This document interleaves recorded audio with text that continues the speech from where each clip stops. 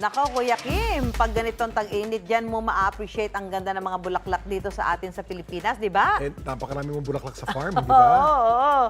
Malaking bagay yan, Susan. Kahit mainit, parang nakakatanggal din ang init ng ulo. Totoo yan. Hindi na nga lang daw nakakabusog yan sa mata, nakakabusog na rin talaga. Kinakain? Oo, ba, yan ang aking kwentong dapat alam mo. Makukulay ang mga talulot kapag namukadkad, talaga namang nakabibighani sa ganda. Pero ang mga bulaklak hindi lang pala maganda sa paningin, masustansya at masarap din daw kainin. Tinitingala ang mga bulaklak sa puno ng katuray at kakawate. Literal. Ang Habilin Farms po ay sinimulan namin noong November of 2020. So ito yung height ng pandemic. Response talaga siya dun sa issue about food security. Na-feel ko na yung talagang magsusurvive sa ganitong mga oras ay yung mga tao talaga na may sariling tanim na pagkain.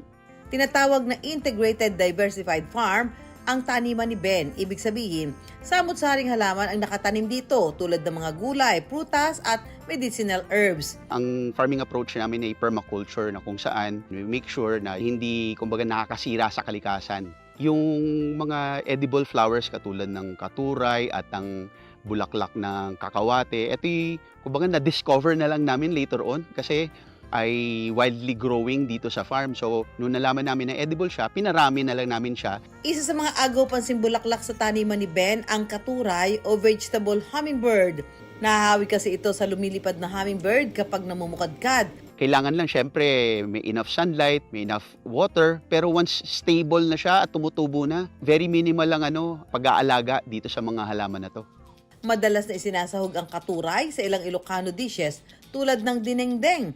Pero caring-carry rin daw nitong maging centerpiece ng adobo. Bago iluto, tatanggalin ng stamen o gitnang bahagi ng katuray. Mapait kasi ito kapag kinain. Pagkatapos, igigisa ang bawang at sibuyas, titimplahan ng suka at toyo, at saka ilalagay ang katuray.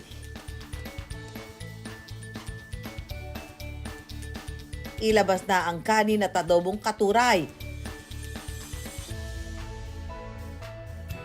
Masarap at malinamnam. Hindi ko po akalain na bulaklak po pala rin kinakain kong are. Dapat alam mo na mayroong mahigit 300,000 edible plant species o halaman na pwedeng kainin ayon sa World Economic Forum. Pero nasa halos 0.07% o 200 uri lang ng halaman ang ating kinakain. 60% naman ng calories at proteinang nakukuha natin mula sa mga halaman ay nanggagaling sa mais, bigas at trigo. Ang namumulaklak na puno ng kakawate o madre de cacao, sagana rin daw sa benepisyo at pakinabang. Yung bulaklak naman, I would say is comparable to cherry blossoms. Ang kakawate, however, ito yung talagang absolutely seasonal. Ganitong time of the year, so from February to March, sometimes up to April, namumulaklak ang kakawate. Ang punong kahoy nito ginagawang bakod. Ang kumpul-kumpul at kulay lilang mga bulaklak naman ginagamit na pandekorasyon at pwede rin daw itong kainin. Ang bulaklak ng kakawate, okay rin daw gawing okoy? Tatanggalin lang natin yung mga tangkay, no? So yung gagamitin lang natin dito yung bulaklak. Ibababad ito sa mainit na tubig para palambutin. Saka titimplahan ng asin, paminta, asukal, oregano, bawang at sibuyas. Ihahalo rin ng itlog at harina para mabuo ang mixture. At i-deep fry hanggang sa lumutong at maging golden brown. Lanta ka na yan! Crunchy din po siya at bagay na bagay po siya sa suka. Malinamnam at masarap po siya.